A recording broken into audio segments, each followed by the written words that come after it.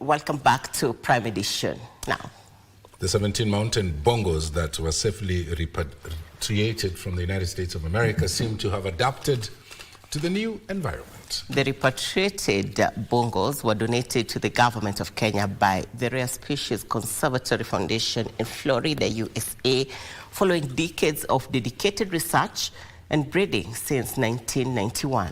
Meru Bongo and Rhino Conservation Trust Chairman John Kinoti said that the move aims to reintroduce and repopulate the species within the northern slopes of the Mount Kenya forest.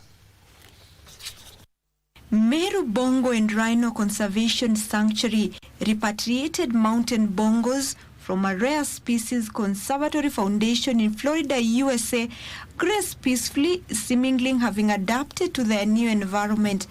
The project, according to John Kinoti, Chairman, Meru Bongo and Rhino Conservation Trust, demonstrates the first effort in several decades of a public-private partnership, one of its kind in Kenya, that targets to reintroduce and later repopulate the species. In this location is one of the best habitat for bongo, I guess, in East and Central Africa. And this is a place to be. This is where bongos used to be. And we've looked at history. The numbers of bongos in the wild that were counted in 50 years ago, much of the population was in this region. The project also intends to incorporate local communities to boost ecotourism by enhancing biodiversity protection throughout the Mount Kenya ecosystem. Actually, in this project, participating with the community and everybody else to reverse this story of extinction.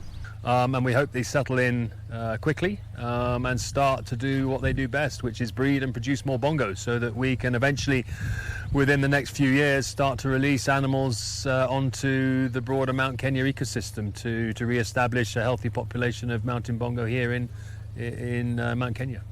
Meru Bongo and Rhino Conservation Sanctuary sits on 250-acre piece of land at Marania and Mushene in Meru County and is part of Kenya's first ever conservation public-private community partnership and stands as a cornerstone of Kenya's National Bongo Action and Recovery Plan.